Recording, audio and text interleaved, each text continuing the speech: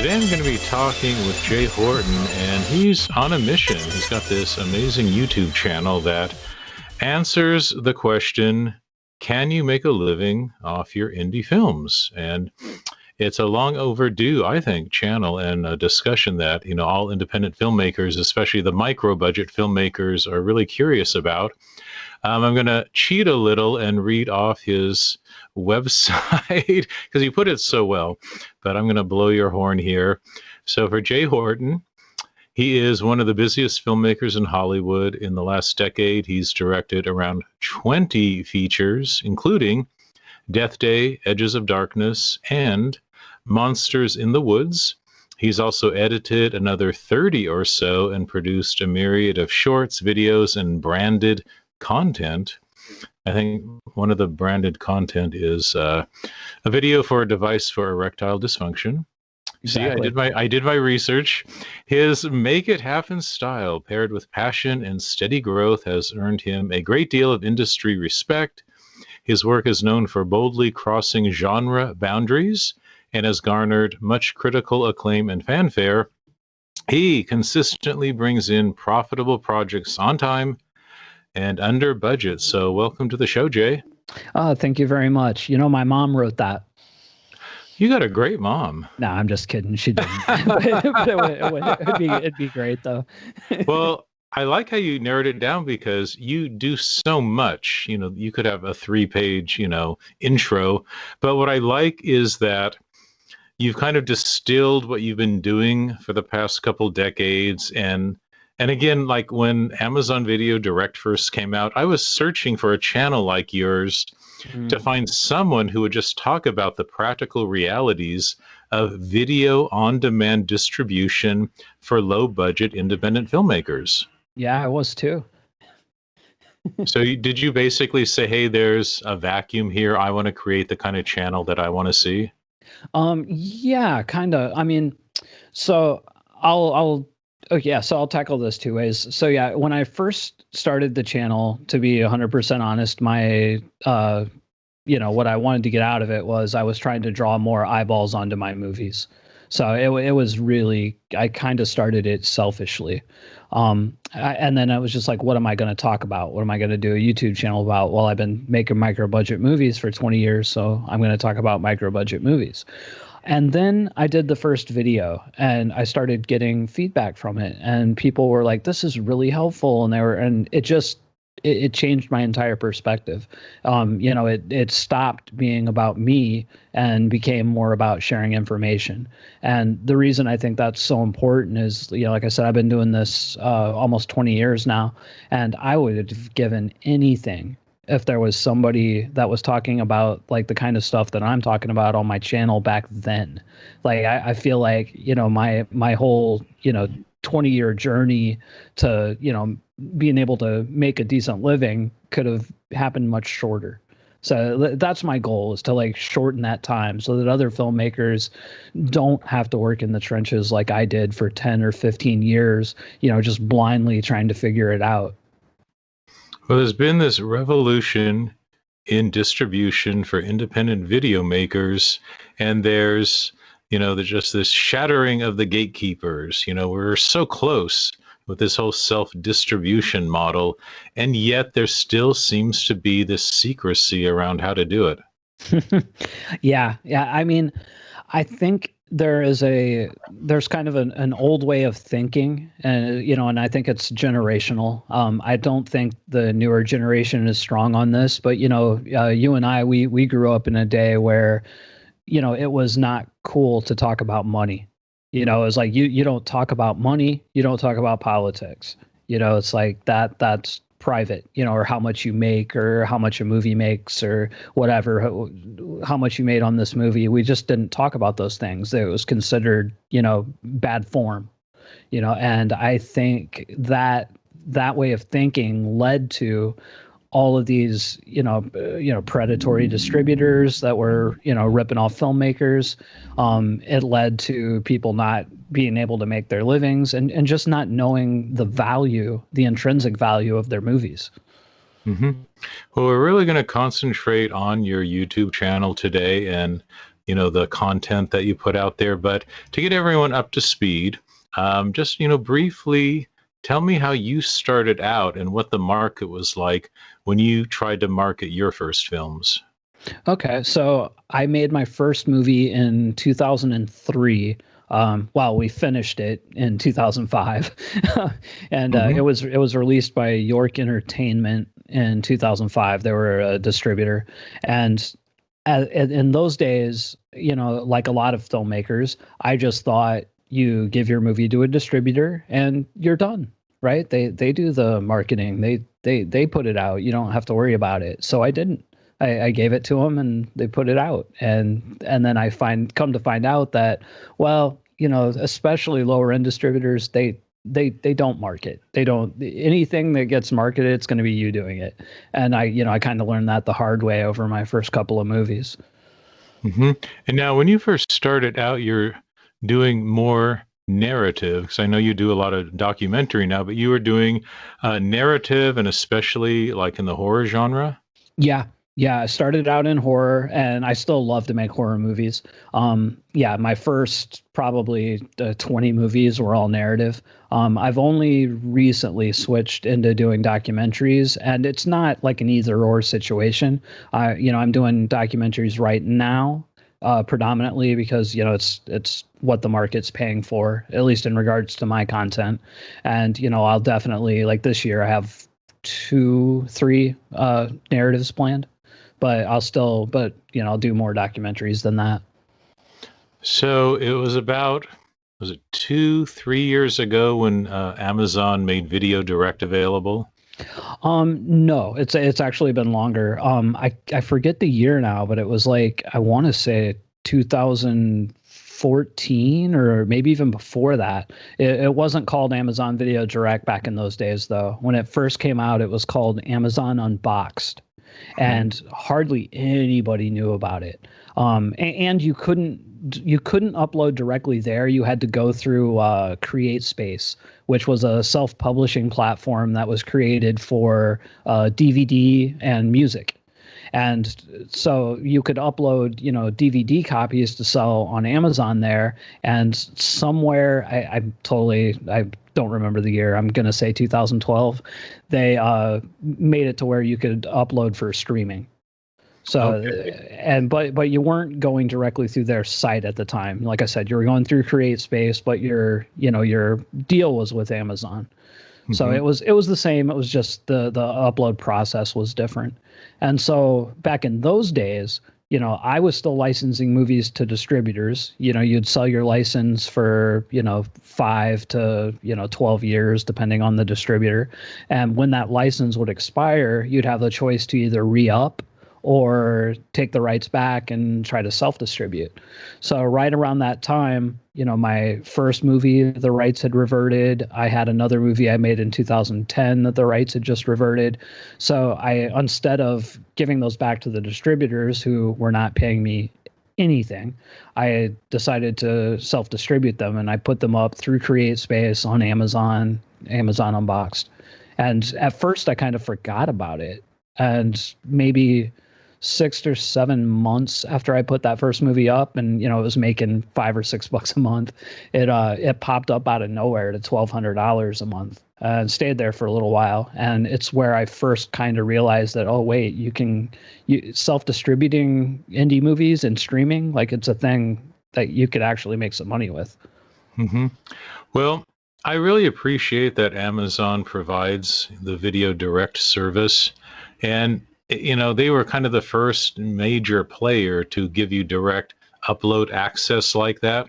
But let's talk about a little bit of the frustrations, because the filmmakers I've talked to, as much as they like this opportunity to make money with Amazon, it's a lot more frustrating just to either upload your film, or back in the day when you were like mailing in your, DVD copy. And I think people don't realize you can be a really competent technical person and a competent filmmaker, Hmm. and you would mail in these, discs to them, and the lag time, it's like, well, when do they get it? When do they notify me that they got it? Once they have it, are they going to find any technical trouble? And it just seems like 9 times out of 10, they find a technical problem with your movie, and yet they can never quite tell you what that problem is. Yeah, the QC process there is very nebulous. You could submit a movie today, and you could get it up as quickly as a week or less than a week, or it could be 3-4 months. It just there's no rhyme or reason to it, and it's happened to me. I mean, I've uploaded probably 13 or 14 movies directly there, over the years, and like I said, I've had some go up in a week. I've had some take months. Recently, it seems like that's been a much shorter time period. Although what's more frustrating now, which it hasn't happened to me a lot, but I hear about it from other filmmakers, is that they've gotten stricter on their QC measures. Now, they won't exactly tell you what's wrong, but they're more likely to reject your movie now than they would have, a year ago or a year and a half ago. I know some people have been so frustrated by that process that they just thrown in the towel and gave up. Yeah, and I can understand that. I mean, I know a really prolific filmmaker who puts out a lot of movies, and he leaves that money on the table because he had so much trouble uploading the first time. But my advice to anybody that's frustrated with it is just stick it out. Like, it really is not taking you that much time. Like, you take a couple hours to upload, and then you're just waiting to, so what, yeah, it takes 2 months, but whatever. You still have to live your life and spend that 2 months no matter what. So keep at it, keep submitting it.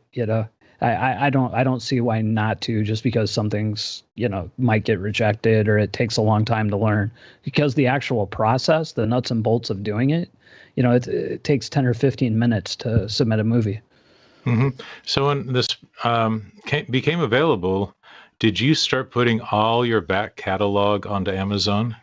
Yes, I started doing it like as the rights would revert, I would put a thing up. And so, I'd been making movies for so long, once or twice a year, I'd get a couple of new titles, library titles, and I would put them up on Amazon. And then maybe 3 years ago or 2 years ago, I can't remember which, I discovered Film Hub, who that you can upload there directly, and they'll submit it to other platforms that maybe you can't get to on your own. They take 20% on the back end, and then you just put them up. So I would do Amazon, US and UK on my own, and then I would give Film Hub the movies, and they would submit to a bunch of other platforms. Well, besides Amazon, what are the other platforms you make most of your money from? Right now, to be 100% honest, the two big ones are Amazon and Tubi TV. And I was making more on Amazon throughout most of this year. Actually, just these last 2 months were the first months that my Tubi revenues surpassed Amazon. And I think I think they're paying a better rate. I honestly don't know what that rate is, because it's AVOD, advertising video on demand. So you get paid based on the pay from the advertisers, and different advertisers pay different amounts. So like that's hard. It's kind of like YouTube, but I think it pays a little bit better than YouTube. Well, that's another thing about this whole new video on demand world. And like you were saying, some of it's based on advertising. I mean, even YouTube, profits are based on ad revenue. But Mm-hmm. then there's also, Amazon, which is based on like subscription or people renting or buying your video. So, there's a Mm-hmm. variety of that. But some are more obvious. Okay, if someone buys it, you get this percentage of that sale. But Yes. then it veers into kind of this nebulous thing where, say, it's based on advertising. Do we have the right to audit these companies? Do they give us a report breaking it down? I mean, a lot of this is filmmakers really trusting these companies. Yeah. Yeah. It is. And I honestly don't know how to audit the company. All I know is this, and I hear a lot of distrust in the filmmaking community, and I totally get it, especially with all the years of there's some awful distributors out there that have and Distributor and all of that stuff. But the thing is if if you want a perfectly safe movie release, make your movie and show it to your parents. You know, if you have to take a risk if you're going to put your movie out in public. I mean, even if it's physical, even back in the day when it was DVD sales, you could audit the company, but you know how easy it is to cook a book. It's like at some point, like we have to let go like of that mistrust and put the movie out because there is no perfect. There's no knowing. There's no perfect knowing of it. Mm. That was I want horrible to phrase. talk more specifically about some of your YouTube videos, and it seems like you've expanded what you do there, and I really like that. Revisiting old films you made, and interviewing people. But Mhm. before we get into that, I just want people to have a real sense of you as an indie filmmaker. I've been looking at your website, watching your projects online, but Mhm. what first got you into film? Um, I mean, I always loved movies. I mean, I'm a little guy, short guy, small guy. I was never very good at sports. I watched movies all the time. And it's how me and my I have a single mother, and that's how we would bond too. Like, we would watch television and movies. That was kind of our thing. So I always wanted to do it. And when the opportunity presented itself after college, I jumped right on it. So in the early 2000s, when you started making movies, what equipment did you use? Back in those days, we were shooting the movie on I think we shot our first movie on the Panasonic DVX 100, which was the first mini DV camera to be able to shoot 24 frames a second, kind of the film look. Hmm. And so it was DV, and you would shoot it on tapes, and then you would digitize the tapes and edit those. We had an iMac. It was like man, I don't even remember what model. Probably it was probably like a G3 or something way back then. And we were editing on Final Cut, either 4 or 5. Okay, I can't remember now. Hmm. And then lights and stuff. But that hasn't lights haven't really. I guess they have changed, but Right, boy.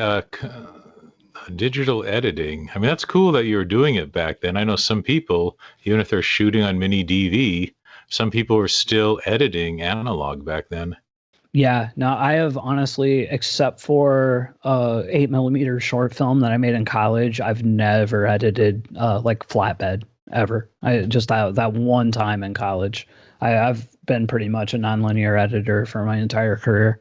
Well, it's funny you mentioned that Panasonic. As an aside, even though this is all about you, Jay, Oh, that's fine. when I first started doing my stuff in the early 90s, I used Panasonic. I've always used Panasonic. I used, oh gosh, remember they call it prosumer and it was Yep, Super VHS? Do you remember that? I do. And I remember when the one you're talking about, the DVX came out with 100 and then like 100A, Yeah. 100B. It's like, Yep. oh my God, it was like the holy grail. And you thought, this is like the ultimate. This looks like Hollywood. Yeah. And of course, now the average DSLR blows that out of the water. But, Yeah. the iPhones. excitement, yeah. And remember how exciting it was back then when there was every new innovation? Oh yeah. Yeah, it seemed like when that camera came out, it felt like for the first time, for me anyway, it was like making movies is a feasible thing. Like you can make a feature film and it can look like a movie, for the first time. Before that, you were either shooting on video or you're shooting on film, you know. Hmm. Well, what do you shoot on now? Different stuff. For my narrative features, usually a cinema camera, like a Death Day was done on an Alexa. A lot of the other features were a lot of those were Red. The DP I was working with a lot in those days had a Epic NO, so we probably did 10 movies on that. Prior to that, we were doing the Canon 5Ds, and then these days on documentaries, I have a Sony FDR 100, which is it's a fixed zoom lens camera. But I like the image a lot. It has a lot of flexibility for like doing B-roll and stuff like that. I like that. And then I'll sometimes rent a cinema camera to do my main interviews, but not always.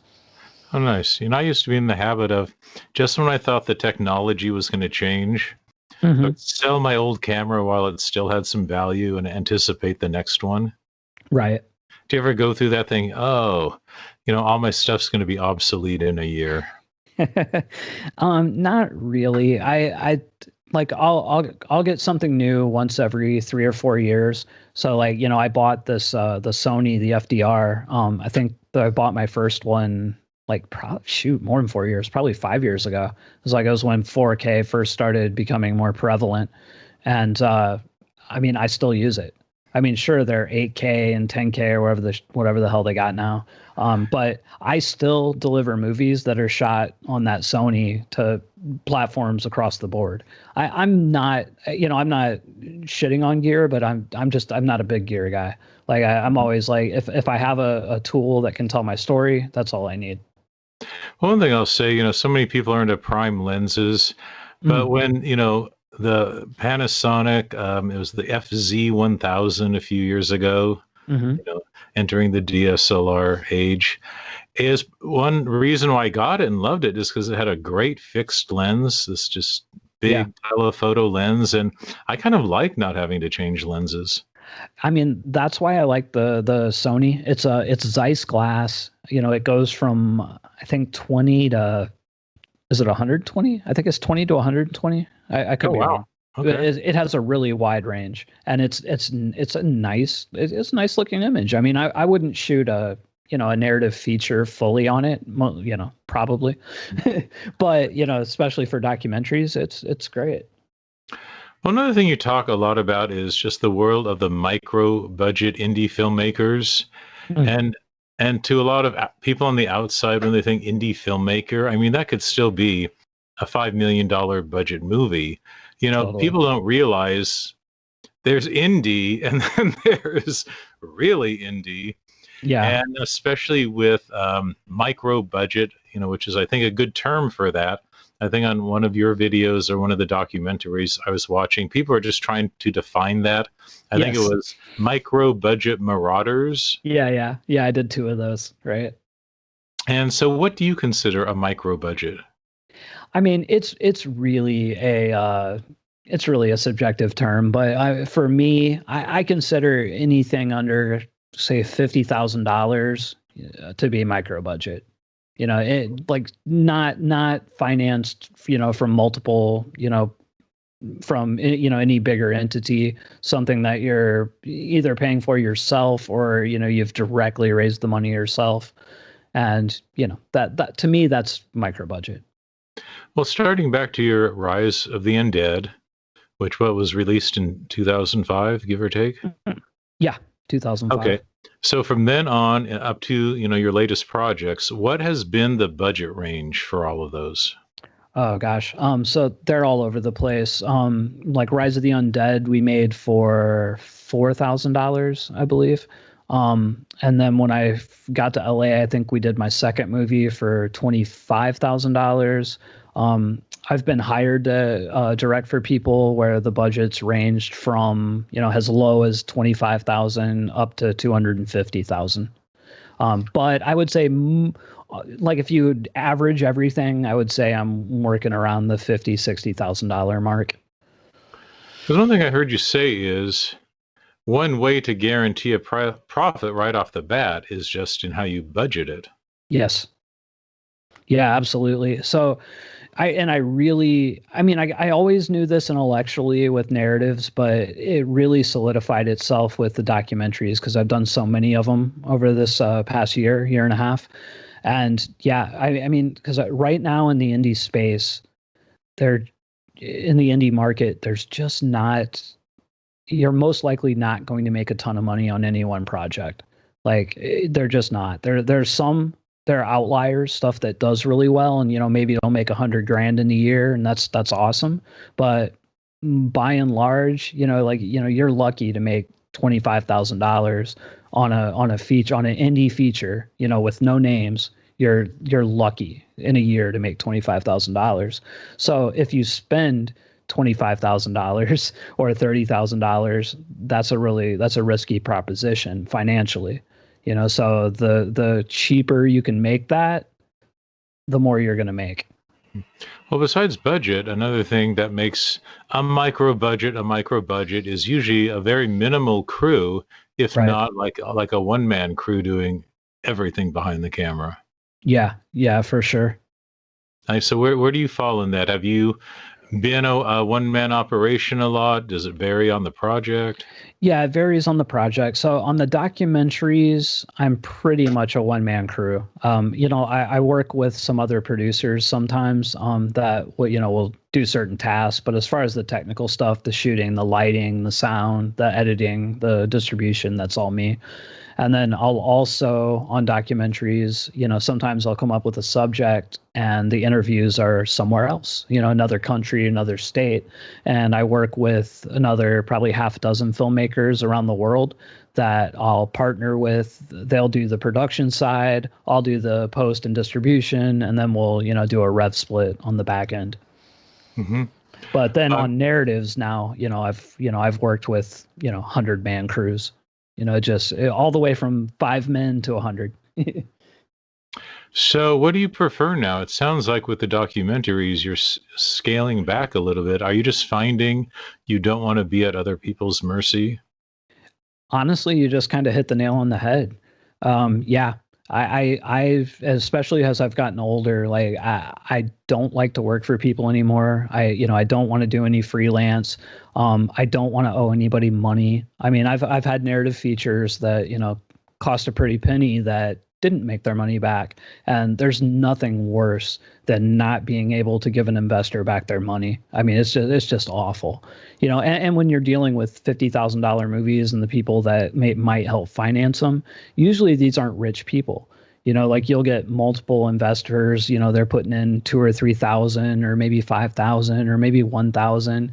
And then, thinking that they'll most likely or, hopefully get it back. And then, like 2 years later and they hit a rough spot and it's just awful. So yeah, I like the freedom of just not having to answer to anyone. I pay for it myself. I make it myself. I take all the profits. I like that. Well, speaking of work for hire, how did you come to make a promotional video for a company that makes an erectile, what do you Yeah, call it? Dysfunction zapper. was that the erectostem? Where did you come across that? Was it on my Vimeo? You know what's really funny is I can't remember. It could have been Vimeo. I was doing some research. Maybe I Googled something and then That's funny. sorted it by video, and that just came up. And I go, wait a minute, this looks pretty sick. And Yeah. I was waiting for the punchline. Like, is this a parody video? No, it's just a yeah. So about 5 years ago, I was doing a lot of freelance work, mostly editing at that point. And I had a friend, a really good friend, that was also a freelancer, editor, shooter, graphic designer. And when you're doing freelance and you're living like that, you'll have really good months and then you'll have really bad months. And we were both just kind of getting tired of the hustle. Like we'd have 6 solid months where it'd be awesome, and then we'd have 6 months where it sucked. But it would usually be one or the other. Like I'd be having a good month, he'd be having a bad month, or vice versa. So we decided basically to become like a co-op. Like him and me would formed a company, Gas Money Pictures, and basically our deal was whatever I make, I give you half. Whatever you make, you give me half. And we rented a little office and we went off doing that. And somewhere in there, one of our clients turned out he was a investor for a medical company that was doing all kinds of different devices. I think we did like 30 of these, and one of them was like an erectile dysfunction device. So we did that. Which I have to say, it was very well done. I mean, it was very tasteful and clinical. Yeah. Yeah, I pretty much on those, I would edit them. My partner did the animation, and he could do everything. He could do animation, graphic design. I always, whenever people talk about how much I do, I'm always like, man, you should meet James, because I mean that guy on a professional level, he could turn around and do graphic design for like a company in New York. The next day he could be editing a lawyer commercial. The day after that he could be doing animation and do it all on a professional level. He was a good partner for that. What is that whole category of like corporate videos or instructional, what's the word, other words that are Yeah. used, like just documentary or nonfiction for companies. Yeah, I usually call them corporate videos myself. And doing that really made me realize how much I didn't want to do those. And I know that there's a lot of people that like to do them and they do very well with them, and that's great. Good for you.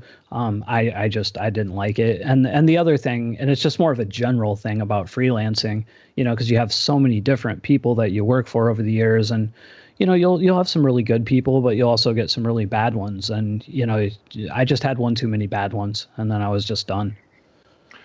Don't you think the hardest would be doing wedding videos?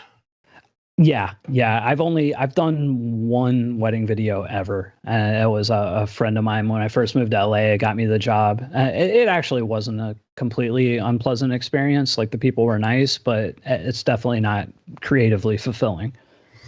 Right. And so much is it's that wild card of, are the people going to be happy with the final result, and just thinking, Yeah. wow, are they going to like it? Whereas if you're making your own movie, you're the only one that really has to be happy with it. Yeah, which, and there's another thing about me is I suffer from anxiety, like pretty bad, like clinical anxiety, and it doesn't matter what type of job or what it is. Like, I had anxiety on every single one when it come time to turn that project over. Are they going to like it? Are they not going to like it? I mean, I would lose sleep. I would get ulcers, So now, yeah, I love to be able to wake up, finish my work, and I'm the only person I have to appease, well, and the audience. Right. I guess the flip side is when you're working for a corporation, they often have deep pockets and they don't, Yeah, blink at the budget. yeah, that's true. Although I'll say this to that, I worked for Fox Digital for about a year and a half. I was editing promos and trailers and proof of concept stuff like that for them, and it was a really well-paying job. Like, I was making like $1,200 a day. Like, I still think it's probably the most money I've ever made from a freelance gig. It was the most miserable year of my life. Like, I would never do it again. Wow. Well, now that you've taken control, of your career, your creativity, what brought you to doing so many documentaries now? So about 3 years ago, I made a horror movie called Death Day, and Death Day, the budget was it was around 55,000 in hard costs. It probably was closer to 100 when all was in with deferments and whatnot. And it turned out pretty good. Like, I'm not unhappy with the movie creatively.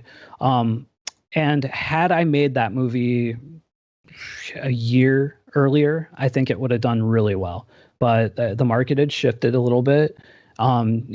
Physical was drying up, and we just weren't making as much on streaming as we used to. It also happened, we released this movie, like, I want to say 15 or 16 days after Amazon did their first rate cut, where, they were paying like 15 cents an hour across the board, and then it cut down to, I forget what it was at the time, 5 cents or something, or maybe it was on the sliding scale. I just remember it was a lot less. So anyway, we didn't make much on that movie, and I'm sitting here thinking, gosh, we made this movie. I checked all the boxes. I did everything right as far as, like, the type of project, picking the genre, building the audience, and it just nothing happened. And at around that same time, I had a couple other friends that just put out a couple of narratives, and same thing. Like, they weren't making nothing, but they weren't making what they were a couple of years ago. And I'm getting kind of desperate. I'm like, gosh, I'm gonna have to go back and start editing for people again. And a producer, a friend of mine, came up to me and said, have you ever thought about doing documentaries? And I was like, fuck no. I was like, I have absolutely zero interest in making documentaries. I like watching them just fine, but I got no interest in making them. And, a few more months went by, and, I'm watching the numbers on Death Day dwindle, and I'm like, maybe I'll try that documentary thing. So I had a friend that owned a dog rescue in Las Vegas. So I call her up and I'm like, hey, you want to do a documentary about your dog rescue? So I just drove up down to Vegas, stayed there for 2, 3 days, shot the documentary. I think I edited the thing in like 6 days, like just ripped it out and put it up. And that same month, because I was like, you can't just. The one thing that I was smart enough, at least even at the beginning, is I knew it was a numbers game. Even with narratives, it's a numbers game. If you make 5 movies, 2 are gonna lose money. One might break even. One will make 60, 70% profit, and then one will do well. It's just numbers. So with the docs in that first month, I did the dog rescue one, and then I was like, what else can I do really fast? I'm going to do a filmmaking doc because I know all these filmmakers. So I did micro budget Marauders. I have the anxiety issue, so I did one on anxiety. And I did there was one other I did that month. I can't remember. But anyway, so I did all 3 of those in a month and put them all out. Wow. And then while those were coming out that next month, I shot another 4. And a couple of those were cannabis documentaries. And then by the time the cannabis ones come out, I'm starting to see numbers from the other ones. And, like the dog rescue, for example, like it wasn't making like life-changing numbers, but it was making, like between $1,000 and $2,000 a month, which it's not much money. But I'm thinking, like, if I have 4 of these a month, like that'll be something. So I just keep making documentaries and figuring out the market. And then luckily within those next 6 months, I had some titles that took off much better. And then I start realizing like how the market's working with documentaries, like what's working for it, what's not. And so I start, selectively narrowing down the topics to where now when I do documentaries, if I have 5 on my slate, 3 of them are going to be on topics that either I've covered or are similar to something I've covered. I'm going to do one that's kind of something I'm interested in, passion project thing. And then I'll do one that's like exploring a new topic, to see how that does. But so that's kind of how I run those now. Some of your compelling ones are on the like alien UFO world. Yeah, that has been a great genre. I like anybody that's wanting to get into documentaries, Bigfoot stuff, alien stuff, true crime, ghosts, supernatural. Like those are all pretty good topics, and it's really easy to find those audiences. The one of the major pluses about documentaries is it's 90% of the time it's much easier to find an audience for it than it is with a narrative. Yeah, because like if you have a documentary and your documentary is about dog rescues, it's really easy to target people that are interested in animals, that are interested in saving animals, that are interested in anything dog animal rescue related. There are groups, like you can go onto Facebook and type in dog rescue and you'll get like 100 groups, and you can start infiltrating those groups and you can promote your work. You just have to be clever about it. You just have to give value to the group. Right. I know you've talked about that in one of your videos, not to appear like you're spamming a group. Exactly. And in my early days, I mean, I got kicked out of a lot of groups because I hadn't quite figured that out, so they would just be like, spammer, gone. I mean, and you do, and it takes time. And there's like when it comes to marketing, filmmakers are so often they're looking for that quick fix. They're looking for that easy answer. They're looking like, wait, where can I promote my movie? But it's not so much about where you promote, but how you promote. Because I could sit here and tell somebody where to promote, but if I can tell you how, but if you don't execute that, it's not going to work. I think I was watching one of your UFO documentaries, and I liked the people you interviewed. I think, that's a big part of what makes it interesting. So I'm wondering, sure. where do you find people for this, and how do you approach them, to be interview subjects? Well, in the case of the alien one and Bigfoot ones are the same thing. Well, it's a little different now with COVID, but we had shot those interviews prior to COVID. There are conventions. they have these big giant alien conventions. So around the time that I decided I wanted to do a UFO doc, there was a convention that was coming to Big Bear, just outside LA. So we contacted, and I had a producer that was working with me. So he just contacted, like all the guest speakers and asked them to do interviews. And we didn't hear back from like anyone except for one guy. Oh.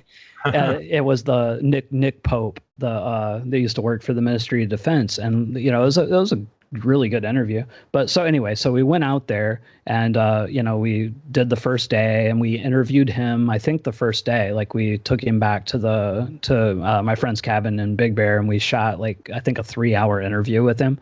And then when we got back to the convention, we just started basically just going up and bum rushing the other guests. Like, hey, we're filmmakers. You want to do an interview? And we had, I forget how many people, like maybe 6 agree to do it. Did you like have a hotel room there at the convention you could do the interviews in? In that case, in the case of the alien one, we knew the guy that was running the convention, so he set us up a room in the building, and we did them there. Except for Nick Pope, who we did his at our cabin in Big Bear. Oh, and there was one other guy, Luis Turi. We did him in his hotel room. Nice, because at a big convention, those things can be loud. So it's always the logistics of what you're doing. Yeah, well, and yeah, they are loud. We just got lucky, I guess. The room was far enough away. Although honestly, if I'd go back and listen to it again, there's probably some rough audio here and there, but for the most part, it was okay. So you did some on cannabis. Yes. So Yeah. that's been obviously a big thing as more states legalize marijuana. I mean, are you looking actively for trends out there and saying, hey, I want to be on top of this trend? And, is that going to dictate your future documentaries? It will on some. Like in the case of the cannabis one, that was actually another guy that I was working with. He's really big in the cannabis industry, and he has some friends that champion the idea of using cannabis to treat cancer. Now, whether you believe the science or not, I'll leave that up to the audience. But these people, they genuinely believe it. They're very passionate about it, and it's hard not to get caught up in that. So I really liked that. I respond pretty much. That's how I respond to most topics. Like, then that's, I talk a lot about, market trends or, like choosing the genre to pick the market. But really, I would say the main thing for me is like, does the topic or do the people resonate emotionally with me? For example, the Bigfoot thing, I don't believe in Bigfoot at all. But I'm fascinated by the people that do. Like what makes them tick, and like I like those stories, and as long as it's a positive spin on it, like I'm good with it. Like you'll never see me making a muckraking documentary on anything. Mm-hmm.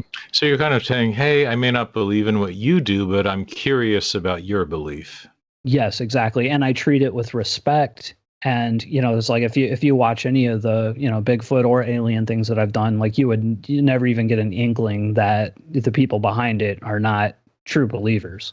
Well, isn't that a nice part of this is you don't necessarily have to be an expert in these subjects, but if you have experts or, really interesting people who can talk really specifically, you could approach almost any subject.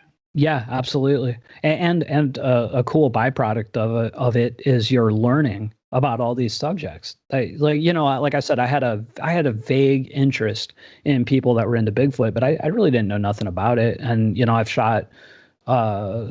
just shot a third Bigfoot documentary. So I've talked to all these people and experts in the field. And, I just got done interviewing a professor here in Georgia. He's a doctorate, and he's super into it. Well, speaking of Bigfoot, what do you think of that classic clip? I think it's been around since the 70s, where someone supposedly filmed Bigfoot on an 8mm film camera. You know the one I'm talking about? Yeah, the Patterson Gimlin film. It's the most popular, most well-known piece of supposed video evidence of Bigfoot. Yeah, there are people that dispute it, and they'll break it down. I've seen so many videos on YouTube that, like take it frame by frame and, like explain why it's real or explain why it's not real. But yeah, it's pretty interesting. Well, you must have seen the classic 70s In Search of Bigfoot.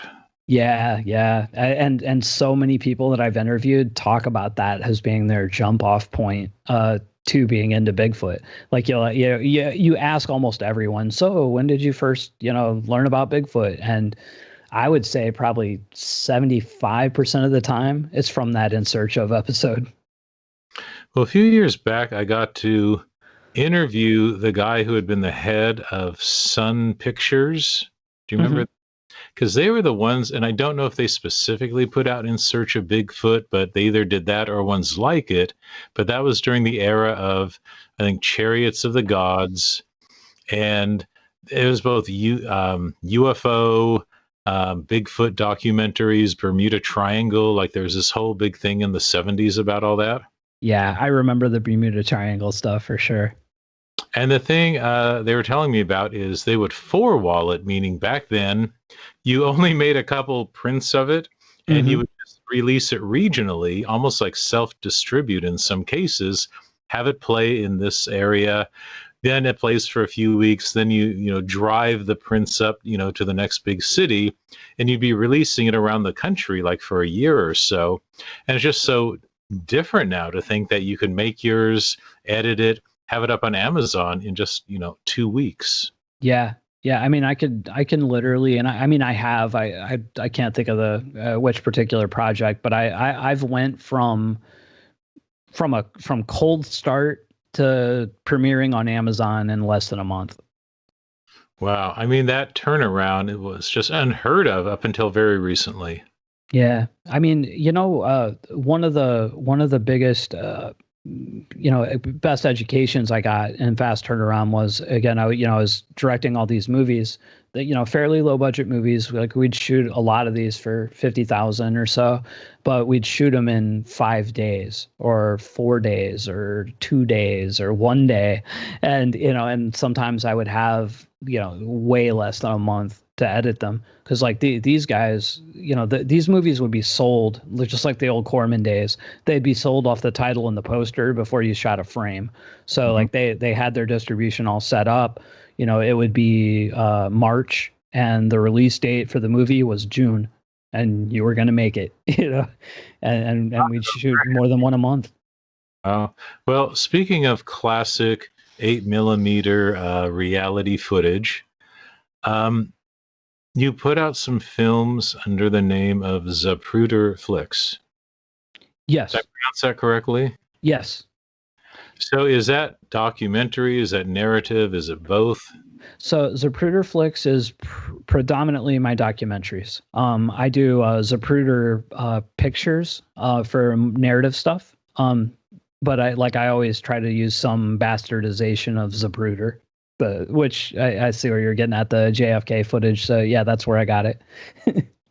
Yeah, and I did not know that that's where that word came from. So I looked that up too. I didn't realize, was that the name of the man who took the Kennedy footage? Yes, Abram Zapruder. Uh, Okay. This was and I Dealey would. Plaza. I'm sorry. This was Dealey Plaza during the assassination of Kennedy when he's in the car, the famous footage. Yes. Yeah, and I would like to take credit for it because I always thought it was a really clever company name. But honestly, when we did my first movie, one of my best friends and partners on that movie, Shannon Hubble, it was his idea to call a company Zapruder Productions. And since then, like he's not really making movies anymore, and I've just always kind of just used variations of that company name. Well, it means if you're in a big listing of companies, you'll always be at the very bottom. That's true too. That's true too. Well, you see, the more we talk about this, it seems like you're almost resurrecting this classic format. And even though we have so much reality content out there, there still was a special style to these 70s Bigfoot and UFO exploitation documentaries. Hmm. I Yeah. mean, what do you want your difference to be? Like, there's so many of these programs out here, YouTube, Amazon. What do you want yours to stand out for? mostly and predominantly putting a positive spin on it, not being exploitive of it, and providing information. Like when you look at one of my Bigfoot documentaries, I mean, but both of them, they're very like, you could show it in a classroom, you know. You could also watch it on an entertainment level, but it's informative, and which all kind of leads back into marketing.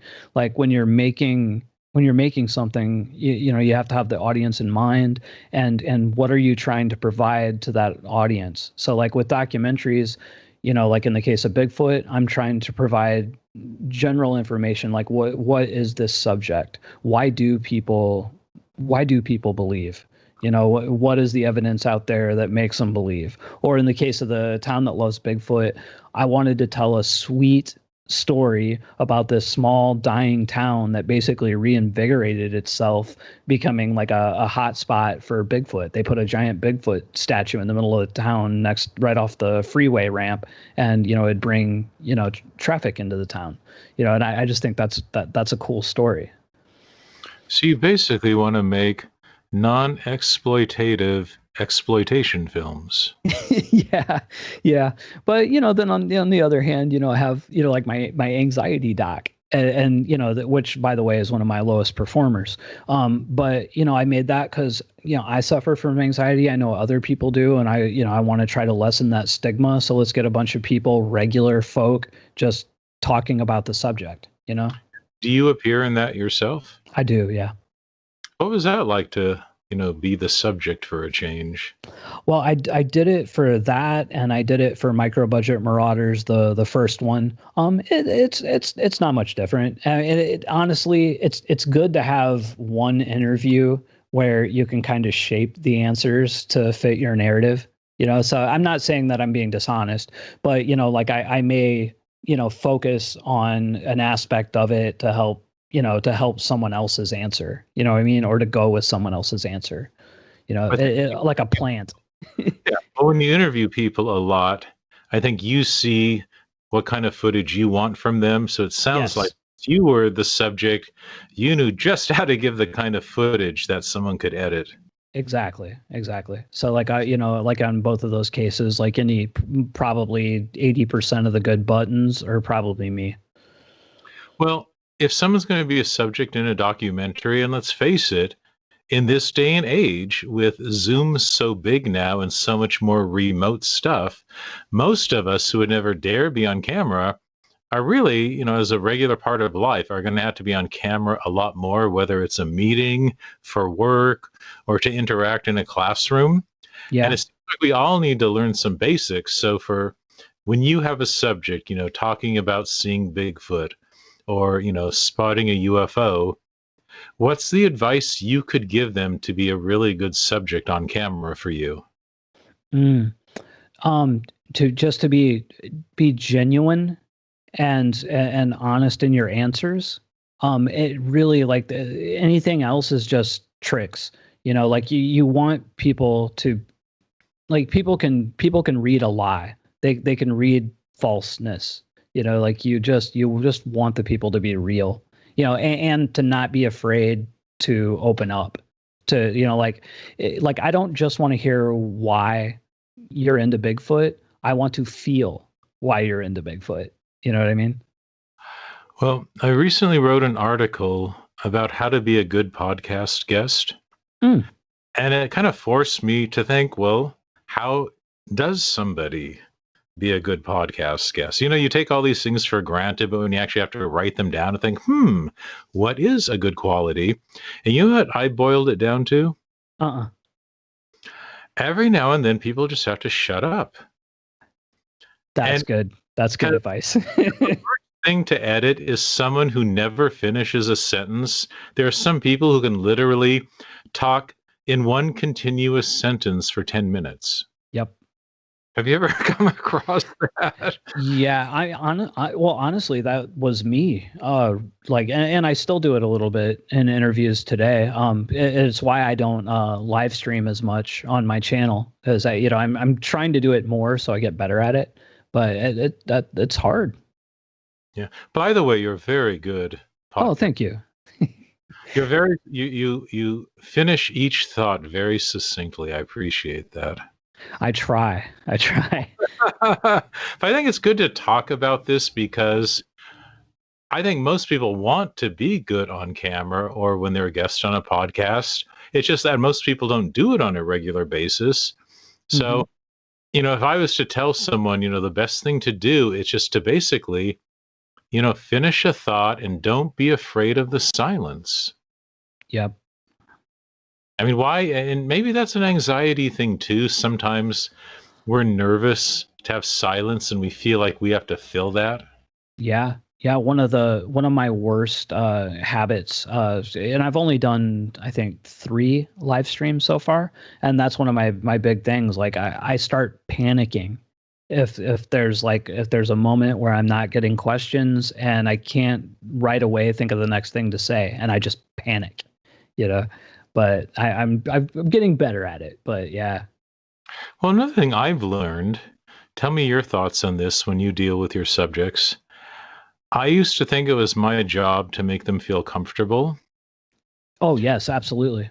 But then I heard this quote by Annie Leibovitz, the photographer. I Hmm. think it's like she's doing the master class, those master classes. Yeah. And I looked at the preview for it and she said she doesn't think anymore that it's her job to make her subject comfortable. And I thought, wow, that's the exact opposite of what I would have expected to hear. Yeah. And I took it to heart and pondered, and I said, well, what would happen if you didn't go out of your way to make the subject feel comfortable and put it on them? And not that you want to go overboard and make them uncomfortable, Hmm. but maybe sometimes we need to let someone go through their own process and find their own comfort. That's a good point. And I could see how it might be stifling sometimes to a guest for you to hold their hand through it. You know what I mean? Well, I think sometimes if there's too much hand holding and that kind of, oh, let's have some giggly chit chat first, Yeah. that devolves to the superficial. And you were talking about wanting the genuine. Well, sometimes the genuine is frightened or confused. It's all the variety. It's like at a certain point, we don't want everyone to be happy. Yeah. Yeah, no, I agree. And I think that's something even filmmakers could look at, like say, you're directing. And yes, it's a director's job to make an actor feel safe, or feel safe to create. But at the same time, you can't be afraid to challenge them or take them outside of their comfort zone. Have you ever interviewed someone on camera and they've started to cry? Yeah, yeah, a few. And how did that make you feel? Made me cry. I still have trouble detaching emotionally from it. I'm a very like empathetic soul, so which is another reason I really like doing documentaries. And I can feel their love or their passion or their sorrow for it, and but I just go with it, Hmm. you Well, know. you're saying you don't want to exploit people. And there's a lot of leeway there because, on the one hand, you're giving people the freedom to express themselves. Hmm.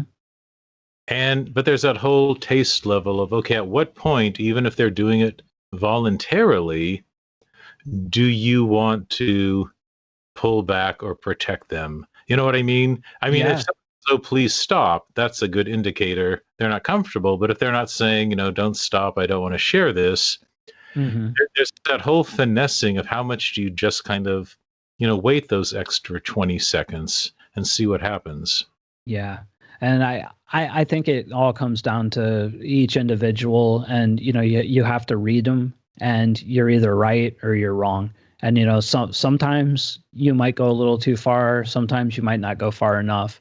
But it's part of the excitement in doing it. For example, I just did this documentary in Vegas, and I was shooting a couple subjects. I won't say the topic, but a couple of the individuals had spent some time in prison prior to doing the thing that they were doing then, and it's pretty emotional. And the person that had commissioned me to do this doc, this is the only commission doc I've done all year. He really wanted to get into that, but like I sensed from one of the guys that he was talking about it because he felt like he had to. So I pulled back, and I shifted the subject. Because it's one thing to want to get, really vivid sound bites. Mm-hmm. And I think that's good. I mean, as a filmmaker, it's our job to get something interesting. Right. But it's kind of a matter of, where you draw the line personally. And so do you think that line for you has changed since you've been making more documentaries? Not a ton. As I mean, I started out a very, sensitive person to other people, and I think I remain so. If anything, I would say I've maybe gotten a little, like, just like you were saying, at some point you have to kind of let go, like stop protecting the person. And, sometimes that leads to really good stuff. But I'd never put anything in that I feel like is going to embarrass or hurt a person, Have you ever interviewed someone and by the end you feel like they've made a therapeutic breakthrough in their life? Yeah. Oh man, I'll sound kind of big-headed if I say yes, but Say yes. yes. I mean, yeah. I think so. I mean, or at least, yeah. I'll just say yes. I would like to give the example, but I don't want to embarrass them. I would go so far as to say, every time I do a podcast, I hope to a certain extent there's some kind of therapeutic breakthrough, Yeah, whether I it's think. the subject or me. I mean, I think the whole thing, especially as you get older and life is shorter, you want to get to the core quickly. Yes. Yeah, and I think that's one of the cool things about what we do, like doing podcasts or doing, interviews on YouTube or whatever, is really like, man, just like interacting with people. And in my case, like especially this last year for COVID and doing these documentaries, I mean, outside of the interviews, I'm very insular. Like I don't see a lot of people. I don't interact with people. So it's like these podcasts and these interviews, or the interviews I do on my channel, a lot of times that's my social interaction. Mm-hmm. Well, I'm trying to find the best way to define this. In this age of COVID, when people are trying to make meaningful connections, except not in person, Mm-hmm. I hate meaningless chit chat. There's a place for that, Yeah. send funny text messages. But I don't know. I like conversation where someone's guiding it, where there's a focus. Me too. I kind of feel like I'm there. I mean, I'm a workaholic probably to a fault, but like I feel like if there's not a purpose in your conversation, and it doesn't have to be, like, money or marketing or anything like that. But if there's not a reason, if there's not something behind it, to me, I start getting anxious, like I'm wasting my time. Think about all your family and friends. If, like, for this coming year, if, like, you had to every week podcast interview everyone with a focus, I bet you would see them all differently and learn totally new things about the people you already know intimately. That's a really good point. I just did a look back video about 4 or 5 months ago on Rise of the Undead, which is my first movie, and it's the first time that me and the two partners on it had actually, like, been together discussing this project in, probably a decade. So it was neat, and I learned all kind. And I still talk to these guys often, but we live in different parts of the country, so like I learned so much new stuff about them. It was great. Well, tell me more about these look back videos. Is that something you've more recently added to your YouTube channel? Yeah, it was. So initially the channel was just, straight up, 5 to 10 minute videos just on specific, distribution marketing topics. At a certain point, because I'm, trying to do 2 videos a week. I'm like, man, I am going to run out of crap to say. So, and then I was looking at my filmography. I'm like, well, maybe I can take each of my individual movies, that I've either directed or produced. I can talk about them and then tie it into, a filmmaking theme. So I decided to, like, one by one go through my directorial efforts. I think I'm on number like 6 right now. I only do like one a month. And I like what went right, what went wrong.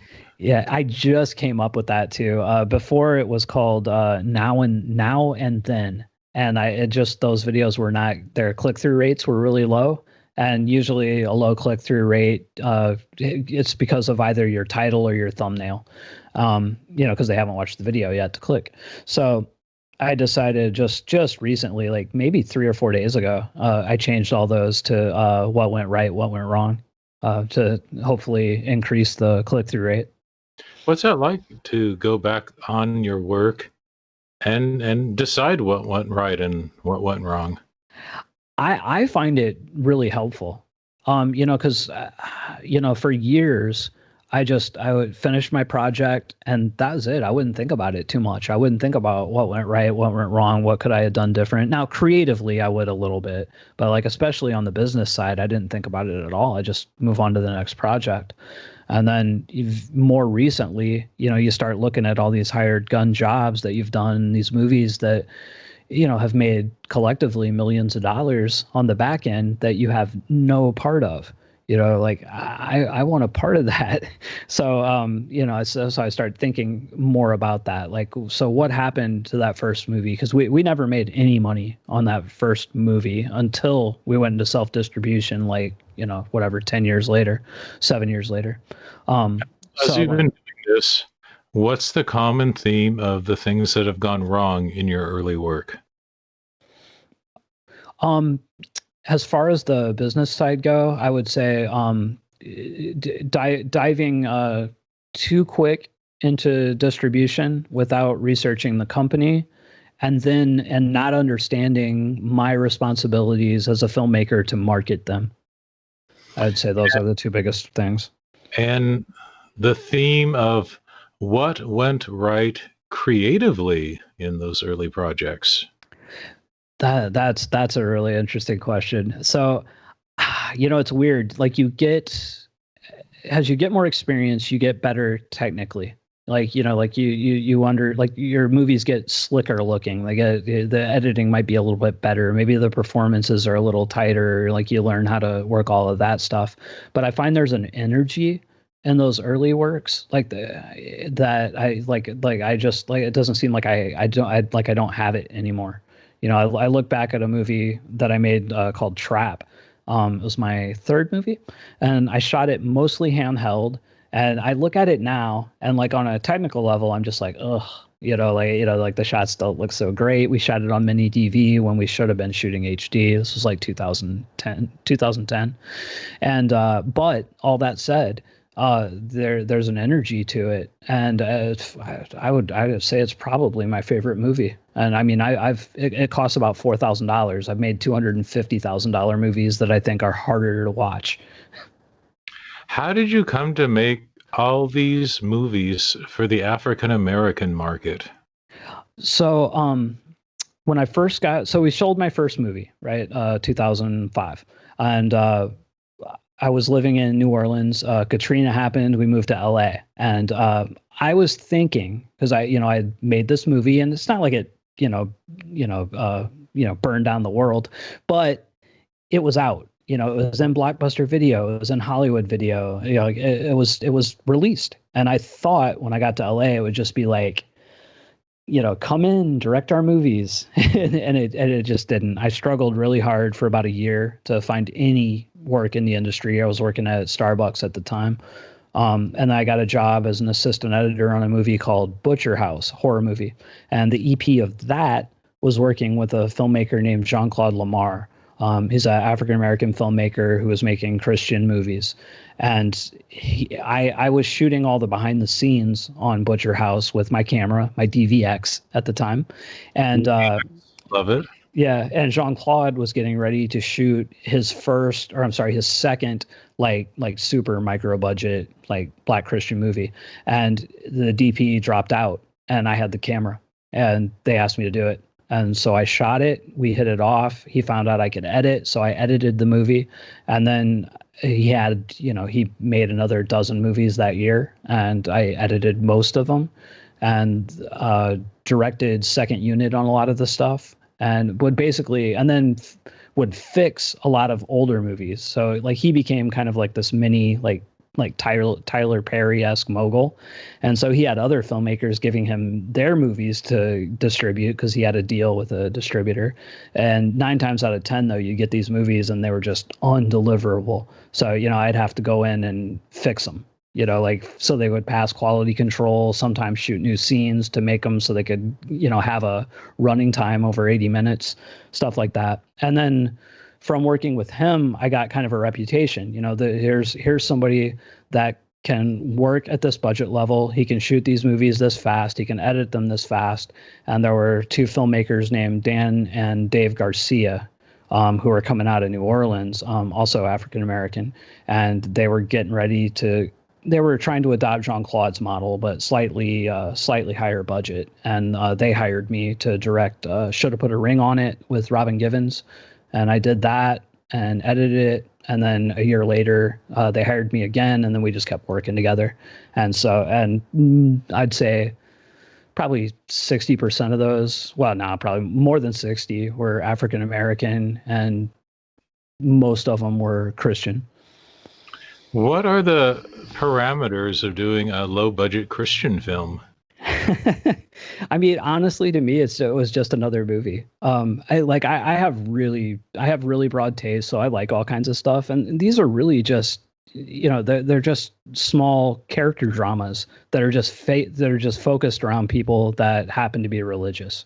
So do a lot of the plots revolve around like the church they go to, or? Yes. Yeah. It's most of them that I saw was very classic stories too. So you'd have a young woman at a church, and her husband's kind of a layabout, and maybe the pastor's this young dashing guy, and she's kind of into the pastor, but of course there's no relationship. The pastor leads her back on the path, and she works out things with the husband, or gets rid of the husband if he's really bad, and then then moves on and exactly goes to the gospel music championships and wins it for the church, and they can get that $10,000 and buy the new organ.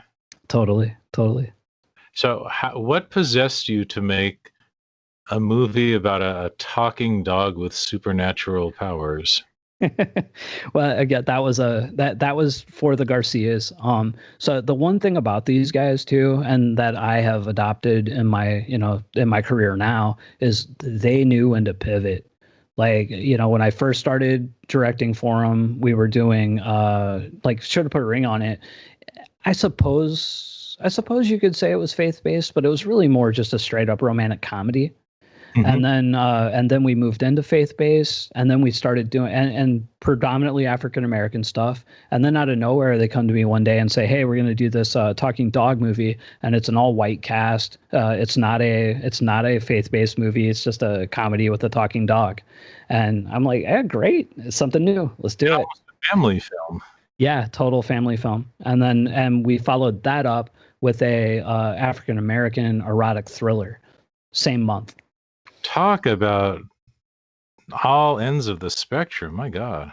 Yeah, there was 1 month working for the Garcias where I directed two faith-based movies, one thriller, and I guess 3 faith-based movies and 1 thriller. 4 movies in a month. We shot them. One of them was a 5-day shoot. One of them was a 2-day shoot, and 2 of them were 1-day shoots.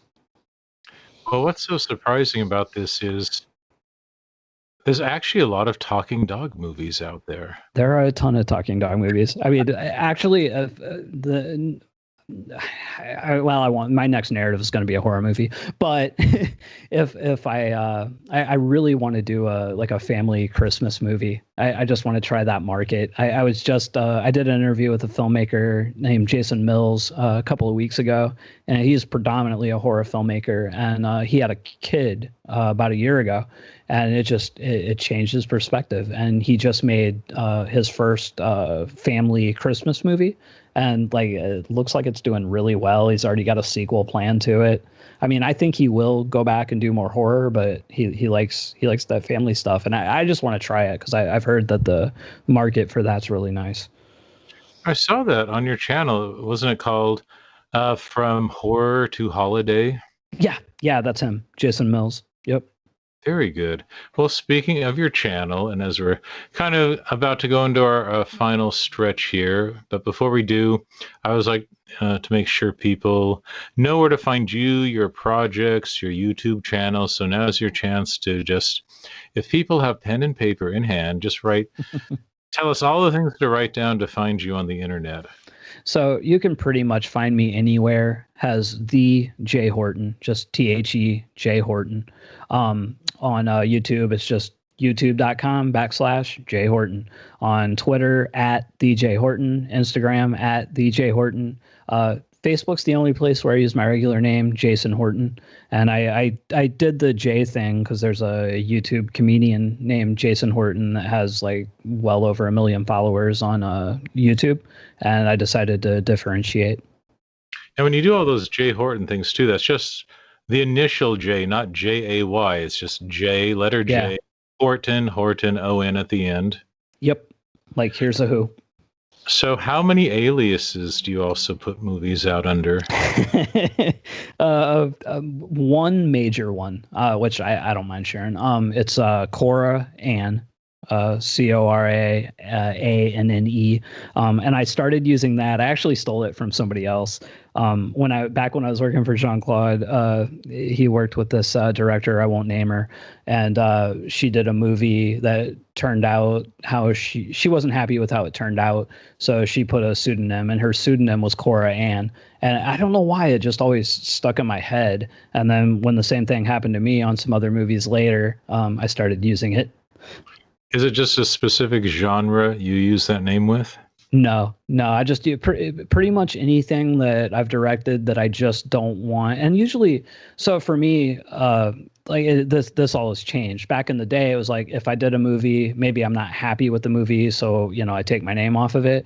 These days, like especially on documentaries, like I'm not looking to make my career as a director of documentaries. I'm fine with producer. So I on some cases I'll do the Cora Ann thing. On other cases, I'll give that director credit to somebody else I'm working with on the project. Like I would rather be known as a producer of documentaries and a director of narratives. Mm-hmm. Well, I want to hear this from your mouth. You've got this great catchphrase intro you do on all your YouTube videos. So I just want to hear you say it. Oh, sure. I'm Jay Horton. I make movies that make money. This is how. See, that's so to the point. Why don't more people talk like that? Yeah, it's funny, I didn't, of course I came up with the specific phrase, but I was watching like a ton of different YouTube like gurus, like how to build your channel stuff. And one of those guys, Brian G. Johnson, was going on about intros, and I kind of built mine off of his, like a similar cadence. Of course the phrasing's totally different, but yeah. And for any filmmakers out there that are looking into marketing and how to learn how to market better, man, watch videos about building YouTube channels. It's like some of the best marketing advice you'll ever get. You offer all your info for free on YouTube. There's a lot of people out there that charge a lot of money to tell you how to make films, how to make profitable films, how to do distribution. What are your thoughts on that? I don't have a problem with it. And, and I'd be lying if I said that that's something that I'm not looking at, in the future. But the one thing I think in any milieu, when you're first building it out, like you need to provide like a value. You have to build up your social proof. So like like on YouTube, that's doing the free videos. And honestly, I mean, I'm monetized now. It's not free. I do make money from those. Sure. That not a ton, but I do make money, and it goes up every month.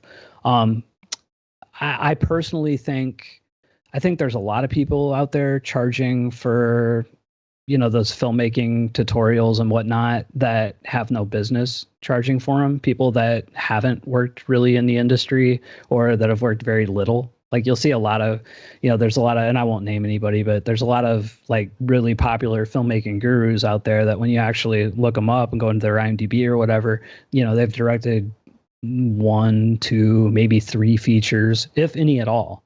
And I'm like, how is this guy giving me advice on how to sell a movie and he's never produced one, or very few? How do you know?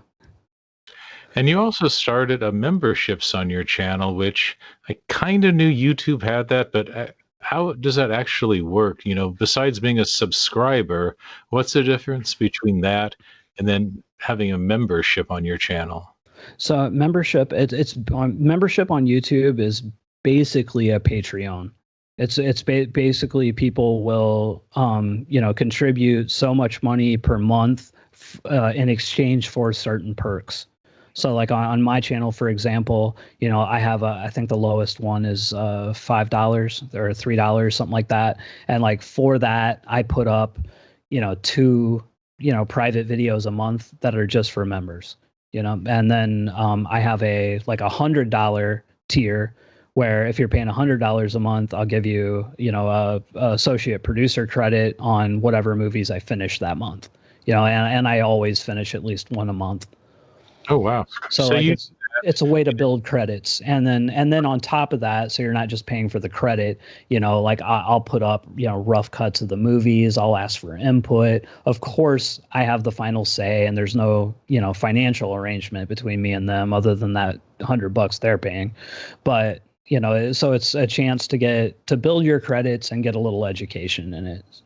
So this is something YouTube created to kind of compete with Patreon. I think so. I think it was just another way for YouTubers to be able to monetize their videos, because when you're just doing the straight ads, that I mean you have to get a lot of views to make any kind of regular money from that. So they're trying to keep people on the platform, and people are in droves. Our creators are leaving it because it's harder and harder to make money. So I think they're trying to give another avenue to be able to do that. So far, I haven't had a ton of luck with memberships. I was actually thinking about discontinuing it this month. Because, I think I have 4 members. Okay, but you have Patreon in addition. Yes. Yeah, I have Patreon in addition. Like when I started the YouTube membership, my thought was that I would eventually phase out the Patreon and just keep it on YouTube. But now I'm kind of thinking I'll just keep the Patreon and phase out the memberships on YouTube. But we'll see. I'm gonna write it out for another month or two. Mm-hmm. Because sometimes it's easier to put all your eggs in one basket and just have like one thing like that to manage. Yes, I think it's very hard to manage multiple platforms. And the thing about, trying to run trying to run a YouTube channel and a Patreon, because like with the Patreon, I have probably 6 tiers, and I have to create content for that Patreon, and then I have to create content for the YouTube, and then I start feeling bad if I'm multi-purposing content for either or. So it's a lot to chew on. I think eventually it's better to concentrate on one or the other. I like how you pronounce that. You make it sound like a high-end tequila. Oh, the picture. Yes. Yeah. I've always pronounced it. And honestly, when I first started saying it, I just didn't know any better. I was just mispronouncing it, and people started pointing it out, and I was like, oh, I was just doing it. I was joking. I'm doing it as a joke. But I continued to do it now. But initially it was just, I didn't know how to pronounce it. Oh God. I used to mangle that so much. I had no idea how to pronounce it. Yeah.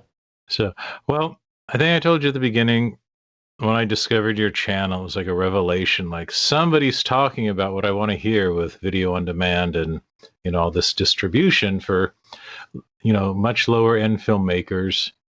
What has been the response so far from people?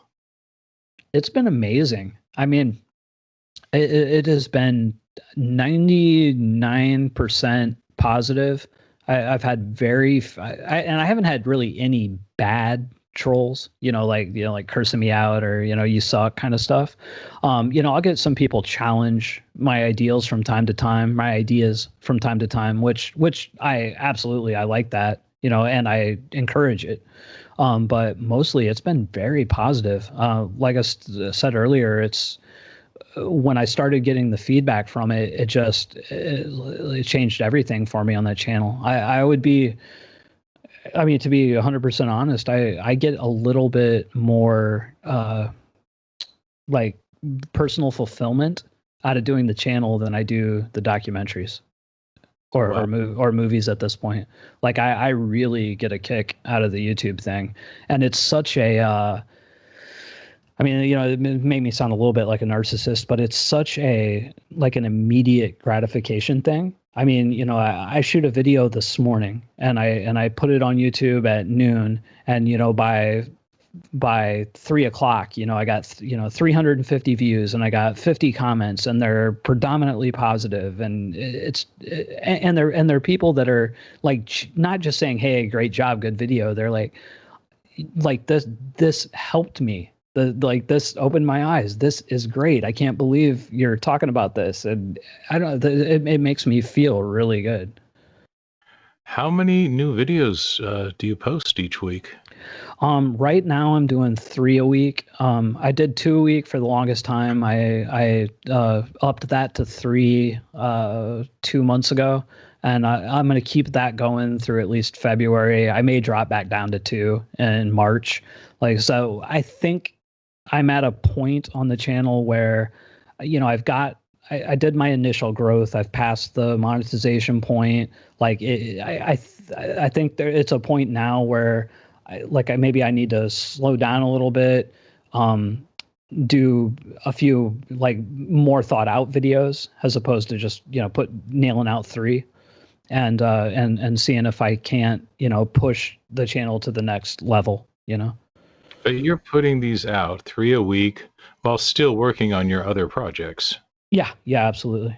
Yeah, so I still do at least one documentary a month, and I do the YouTube. And the way I do the YouTube is so at the beginning of this month, right around the first, maybe a few days before, I write out my episodes ahead of time. So I had them all written out, and I think I had 9 or 10, and I record them all in one day, and then I'll edit all 9 of them over the course of the next 3 or 4 days, and I'll schedule them. And so if I have 9, that gives me, gives me almost 2 months, or no, it gives me 2 months. Right? I mean, I think of people who talk for months or years about doing a video project. They want to perfect it. Yeah. Or they want to bitch about how they don't have the resources. Right. At the time they're bitching, you're putting out a year's worth of YouTube, episodes, and making a dozen documentaries, a couple features. I mean, at this point, when do you start to lose a little patience with the people who bitch and just don't do anything? Oh, I already have. I keep my composure, publicly and online, but I have absolutely zero sympathy for people who complain like that and aren't doing anything about it. I mean, I can understand, being upset or, not having enough money to do the project you really want to do or whatever, not be able to do it right, but do something else then. There's something else you could do. There's 1,000. There are more opportunities today for filmmakers to monetize in so many different avenues. There's absolutely no excuse not to be making something, not to be working on something all the time. There's no reason. Okay, you can't make a movie right now. You don't have enough money to make a movie. You don't want to make a cheap movie. Okay, that's fine. Make a short, make a YouTube video, make a vlog, you just, and then people say, well, I don't want to do that. I just want to make movies. Well, great. Sit on your couch and do nothing. Well, besides the stuff you already mentioned, what's like an unexpected way you've recently found to make money with your videos? Unexpected way. Gosh. Oh man, I just did. You stumped me there. Gosh, and I You just ever said go all. to conventions and sell like DVDs? Yeah. Oh, like ancillary sales. Yeah, like merchandise, selling physical DVDs. You can set up merch on your website. You can, I mean, you can monetize. You can monetize blogs. You could monetize the. I just making use of Patreon, understanding that it's like an ongoing crowdfunder. Well, if someone goes to Patreon and subscribes to you, tell me what's like a little special video I can only see there that you think would just totally makes that subscription worth it. Well, as far as the videos go, so I do more personal videos on the Patreon. Like Patreon's, I mean honestly, I'm shooting my load on YouTube as far as like my technical filmmaking knowledge. So you're not gonna on Patreon you're gonna get a little bit more like down to earth, like real, like personal things. I might talk a little bit more about some of the specifics of what I'm making or what a movie's making. I'll give away some of that stuff because the barrier to entry is a little higher. Do people ever approach you for like a personal consultation or for coaching?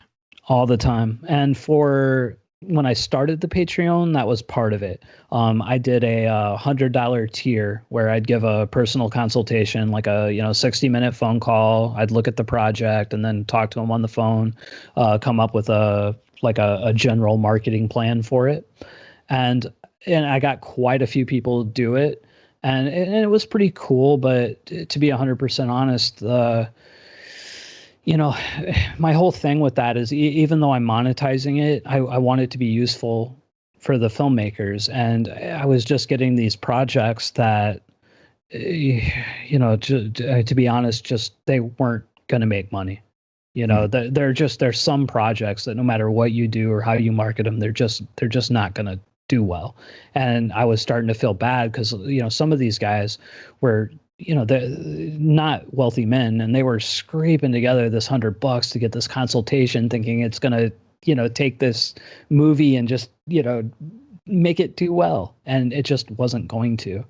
And after about 6 months of that, and I probably had 4 projects like that where I just felt like dirty after doing it because you still have to put on the good face and say, hey, it's just follow the steps, it's going to be fine. But in the back of your head that it's not, and it's just I couldn't do it, so I stopped. So now I don't do consultations at all.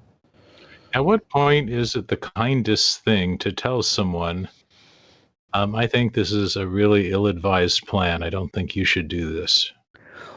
Well, I think the time to do that constructively would be at the beginning, but by the time these guys are getting to me, it's done. Like it's out. They've put the movie and I mean, I know you talk to filmmakers a lot, so you know this. A lot of filmmakers, like, they don't want to hear the truth. Mm. And all it's going to do is cause friction between them and me, and garner me a hater online. So I don't. Now, if in talking to the person I get the sense that this person will hear me, like really hear me, I'll say something. But if I get the sense that they won't, then I don't. So since you've had a chance to talk to these people, what's the biggest just delusion you would like to see filmmakers let go of? Um, that that some like third party is going to like take your movie and run with it, that you're not 100% responsible for your movie from beginning to end, and it never ends, you know and one thing that I really wish they would let go of is I wish they would stop blaming external factors.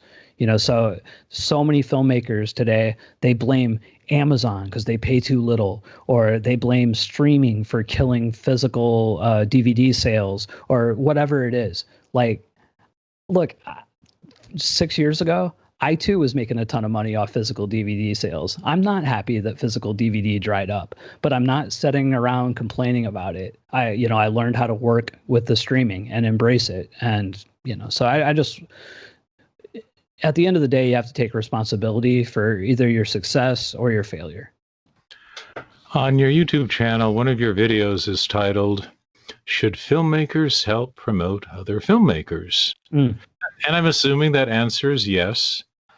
But at what point should we not help other filmmakers? Meaning, at what point should we make the other filmmakers show their sincerity? You know, that expression, casting pearls before swine. Mm. When should we, make those other people prove themselves a little bit before we just, give them everything we know? I don't know. I don't. For me, there isn't a line there. I don't believe this is just a personal thing, but I don't believe people have to prove anything to me for me to be able to help them or want to help them. You know what I mean? I do. I mean, because I think we all have that, humane impulse to want to help people. Mm-hmm. But it seems like the internet lets it makes it easy for people to try on a lot of hats. Oh, today, I want to write an ebook. Oh, that didn't work. Well, maybe I want to be a filmmaker. And it's sort of like maybe they're not ready to hear what you have to tell them yet. And that's okay. Mm-hmm. Because whenever you use personal time on someone, it could take away from that personal time on someone who's more ready for your message. Yeah, I see what you're saying. But I mean, when I talk mostly about promoting other filmmakers, I'm not talking about personal one-on-one time. I'm talking about, somebody posts something on Facebook and it looks kind of cool and I share it. That's basically what I'm talking about there. And your format's different because you're making a video and it's just there, so you make it once. Exactly. Yeah. If I was doing these individually, like one by one, oh yes, of course, there would have to be some sort of gatekeeping on how you let people in. But whether it's YouTube or a podcast, anything that's free form or free source, there's no barrier to entry. Because one thing that the internet makes it way too easy for people to do. It could be in a Facebook group. It could be on Reddit, where someone goes to a certain subject and says, "Oh, I need help with this. Please help me." And they get, dozens, if not hundreds of people coming out of the woodwork giving them good advice. Mm-hmm. And they're just dismissive of it. And you think, yeah, why did the person even do that? Do they just want attention? And at a certain point, most stuff people do know. It's not usually lack of information that prevents people from doing something. And in filmmaking, no, there's a technical threshold where you do need initial information and ongoing information. And I think it's the people want that easy, instant gratification of getting that quick answer that does not require them to get their hands dirty and really do any work. Yeah, I think so. I'm sorry, I lost my train of thought. I'm in a podcast interview. Sorry. Oh no, it's probably me. I'm. No. I was getting somebody was knocking on my door. Tell them that Avon calling can come back later. Right. So I'm sorry. I totally lost my train of thought. You don't have to repeat the whole question, but what was the question? Yeah, the whole gist of it is basically people wanting that instant gratification. It's almost like, oh, I asked a question, I got an answer, now I don't have to do the real work. Meaning, I think people who stay perpetually in this learning mode, it's like the lifetime college student who never graduates, who just likes taking classes for decades and decades. I think the internet is so conducive for people to live in this virtual reality of, oh, I'm going to seminars, I'm learning this. They think they're on a path to becoming a filmmaker, but for some people, that's their little cushion from going out in the cold, real world and actually practicing this. You know what I mean? And it's not to put down any of the teaching or advice on the internet, Hmm. but I think it's really conducive for people to feel like they've accomplished something just by hearing advice. Yeah. Yeah, no, I don't disagree. And I think another element to that, and it's people asking the questions and then not really accepting the answers, is I think, at least I see this in my own group all the time. Someone will, pose a question. They'll say, "Hey, I'm doing this thing, and I'm doing it like this. What do you guys think?" But they don't really want to know what you think. They just want you to validate their opinion. And if you say anything that's contrary to their opinion, they don't want to hear it. No, that's kind of rude of them. Oh yeah, it's almost sociopathic, but yeah, I see it all the time. But when it comes to filmmaking, it's a glamour industry, even Mhm. though the work is not that glamorous, but there's this perception of it's a special thing, and the people who make films are special, and there's this little Hollywood twinkle dust, that gets spread over all this, this illusion of Hollywood and glamour. Mhm. And filmmaking does attract its fair share of people who just want that glamour, they want to feel special, they just don't want to have to work for it. Yeah, yeah, and even on the artistic side, there's an innate like narcissism in filmmaking. If you're a writer, director, filmmaker, your vision, your movie, it feeds narcissistic behavior. So I mean, I know I suffered from it really bad in my early career, and I'd be lying if I said there wasn't an aspect of that, still in me. Well, one thing, and to be kind to filmmakers, especially a director or a producer, Mm. I think you do deserve some perks because Oh yeah. you're taking the ultimate responsibility for a production. And people don't realize the pressure of that. It's not that, oh, I want to lord over people. No, being the boss means you're taking the ultimate responsibility. Right.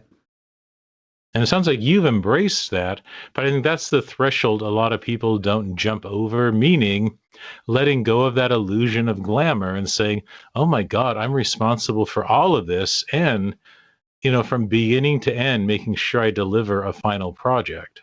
Yeah. Yeah, for sure. And honestly, it's taken me like years to get there to where I accept that responsibility and embrace it. And once you do, it changes everything. I mean, I am much happier now as a filmmaker doing for others than I was, 10 years ago, uh, just directing for myself, if that makes any sense. Yeah. And, another thing people never talk about is how many abandoned film projects there are where people put so much into something and maybe they even start filming. And Hmm. it's not about the money part. Projects just get abandoned or they shoot it all, they don't edit it. Yeah. That's the sad part of all this. Yeah. And I don't get that mentality at all. Like I don't get it. And not to, sound like superior or anything, but I've never started a project that I haven't finished. That never, so I don't get it. That should be such a big thing to be instilled from day one, whether in a film school or learning about filmmaking, is plan this for success. Mm, Plan this realistically, so this will be done by this date. absolutely. I Yeah. mean, how do you, as a self initiator of your projects, how do you give yourself deadlines? Mm. Um, I pretty much I set my schedules based on the project and how long I think I need to tell that story. And having done it for so long, I can like I can judge. I know I got these many. If I'm talking a documentary, I know I got this many interviews. I know I'm going to need this kind of B-roll. I know that the editing on this is going to be this kind of style. I know how long that takes me. So I can say pretty much from the get, this is a 3-week project, or this is a 6-week project, and I'm pretty good at that. And then once I make that determination, I'm good at sticking to it.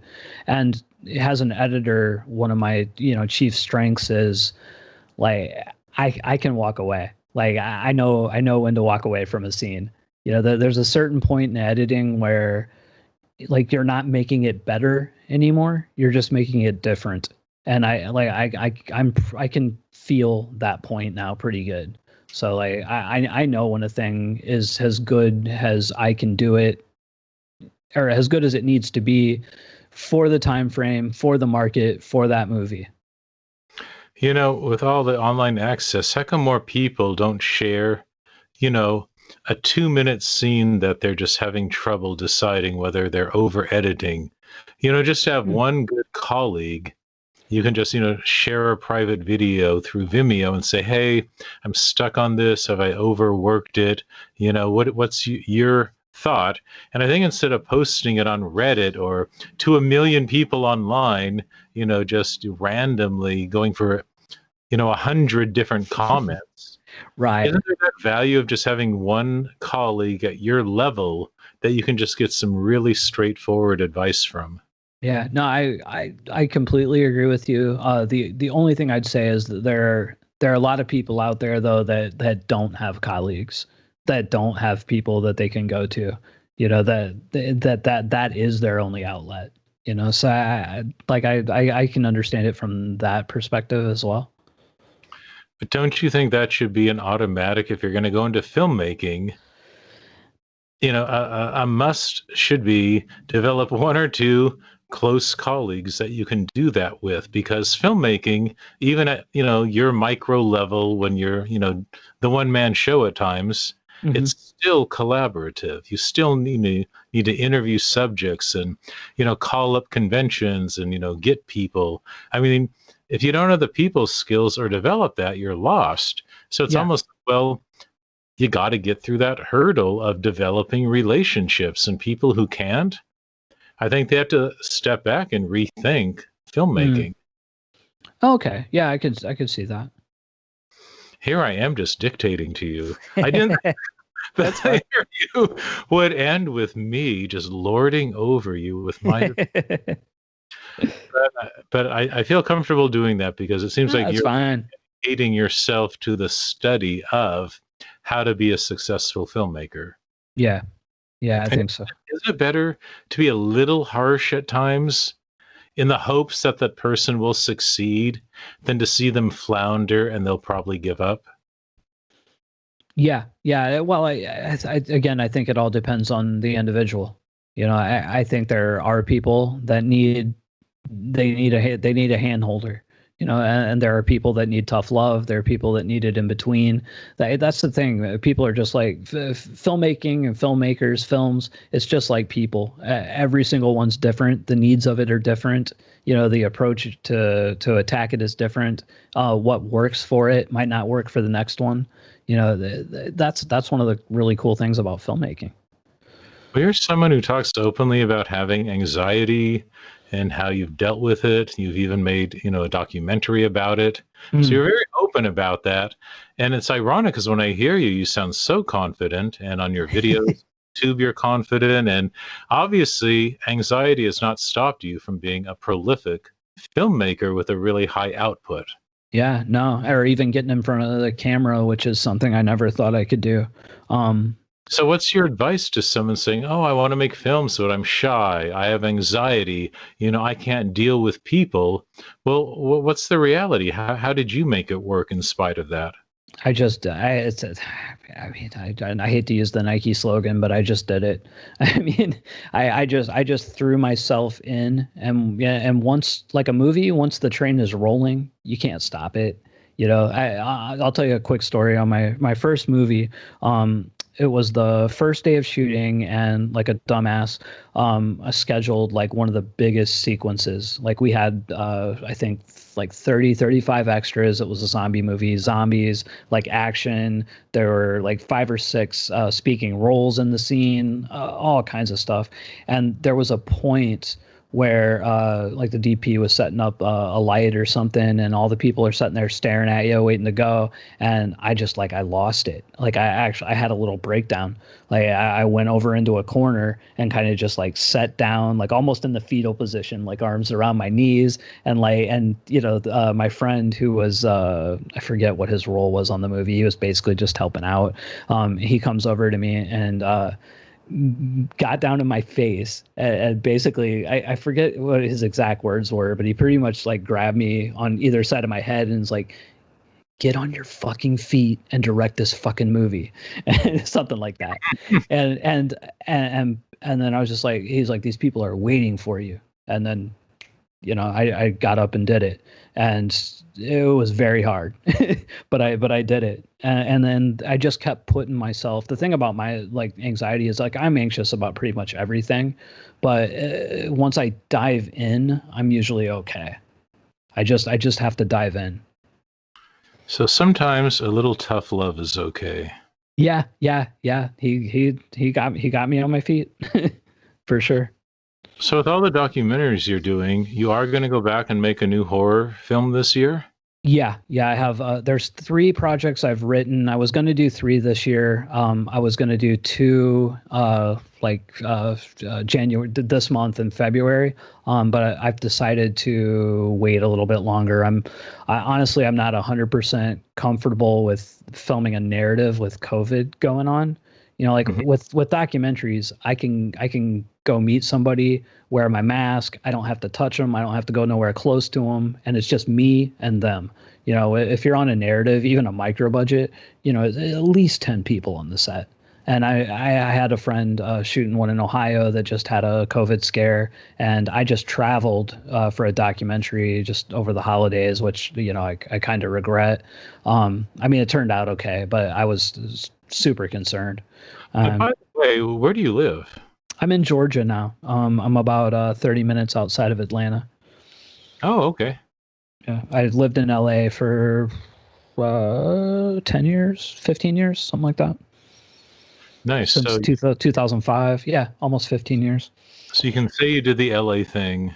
Yeah, no, and LA was good to me. And I still don't dislike LA. It's just, I was getting a little older, wanting to buy a house, and I don't necessarily want to pay $1 million for a hole in the wall. Well, if your film needed it, would you budget in like a day's shoot at Tyler Perry's studio? Yeah, sure. I actually haven't seen it yet. I was supposed to go for a visit when we first moved here, but again, like with COVID, I'm just not getting out much. As soon as things lighten up, I'll get more into the community. I mean, he's made that exciting, like, the Atlanta area becoming, like Hollywood East. Oh yeah, yeah, yeah. And I've seen it before. Like it was happening in New Orleans. Back around when I was there. 2003 to like 2005, six. And they had big studios there, and everything was shooting there. Now it's Atlanta. It had been Wilmington for a little while.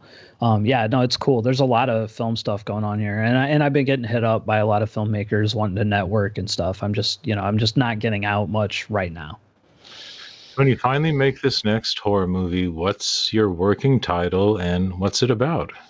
I do not have a title. I usually I do my titles last. I write the script first. So the script is written. It's a murder mystery with a supernatural element to it. Kind of has a Knives Out feel, but like has a horror movie. I like that. So Knives Out meets Saw. Yeah, kind of. No, well, I'd say something more like Conjuring, maybe. It's kind of a supernatural element to it, and the cast is African American. So what have been your favorite horror movies in the past 10 years? Oh wow. Gosh, what are my favorite horror movies in the last 10 years? Shoo, you'd think I'd have an answer ready for that, and I do not. I Were don't you know. in I don't really a have one. movie called Death Day? Well, I did like Happy Death Day. I was gonna say, was that title inspired by Happy Death Day? Yeah, definitely. And it wasn't my choosing. The movie was called The Campus. The distributor changed it to Death Day to kind of ride Happy Death Day's coattails. Which and there are similarities. Which so we were shooting The Campus back in April 2017, and the first trailer for Happy Death Day dropped like maybe a week before we shot. So there are similarities. Like they're both about a girl that's killed over and over, and a blonde girl at that. So I mean, no one will ever believe me that it wasn't, ripped off, but it really wasn't. Like I mean, I wrote the script way before that movie was ever announced. Just that common consciousness, isn't that weird? Yeah, yeah. But then the distributor goes and changes the title, so it just kind of doubled down on it. So Well, to wrap up, I want to give you a chance to promote yourself a little bit here, especially your YouTube channel. So when people hear this, I'm sure the first thing they do when they're done listening is to go to YouTube and start checking out your channels. So how should they navigate that? How would you like people like what should be the first videos they watch? I don't know. So one of my playlists is an Amazon playlist, so it talks all about uploading to Amazon and stuff like that. My most popular video is it's the first one I did, and it's all about how filmmakers make money on Amazon Prime. You can kind of start there. I did an interview with the CEO of Film Hub, and if anybody doesn't know what Film Hub is, you should watch that video because I personally think Film Hub's an incredible like thing for independent filmmakers, and I think that the future of independent film distribution is going to be Film Hub or another market like it. Like I think that is going to be the future of distribution for indies. I saw that and I really enjoyed it. And I think more CEOs of companies like that need to be more public and just speak more directly to the public like you had him do. Yeah, no, I was really happy he did it. I wasn't sure if he would or not. He was a fan of my channel, and honestly, my movies make good money for those guys. So like he'd at least talk to me. But yeah, no, and he was great, very generous with his time. As was Linda Nelson from Indie Rights, which is a distributor that I use. I wish more distributors would get out there and start like telling their side of things, because there's a lot of misconceptions about distributors that filmmakers just they don't understand how, like, a lot of their complaints about the distributor usually has nothing to do with the distributor but the platforms that the movies are being exhibited on. Like the distributor has no control over that stuff when those guys pay, if they pay on time, if they pay late. Like, people always, all filmmaker knows is that I'm at the end of the quarter and my distributor's not giving me this money from this platform. And I'm not saying that there are not bad distributors that are pocketing money, because there are, but a lot of the times it's a delay in the platform. Amazon, for example, that shit gets delayed all the time. Well, now that you have this YouTube channel, can you pretty much get an interview with anyone you want? I wouldn't say anyone I want, but it's definitely open doors. For example, I don't think the Film Hub guy would have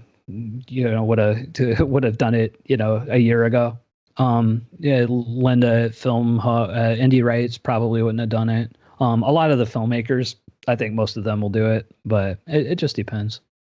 So, who are some of your dream guests on the channel for 2021?